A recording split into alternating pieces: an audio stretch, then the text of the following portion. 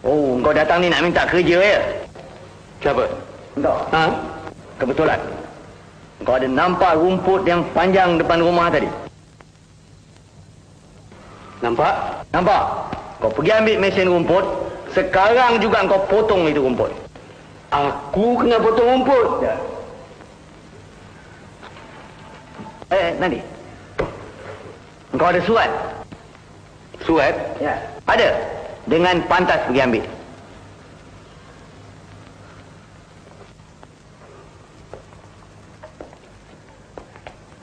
Mila kekasih pujaanku, aku kaya belum jatuh harta, nanti malam kita menari rumba.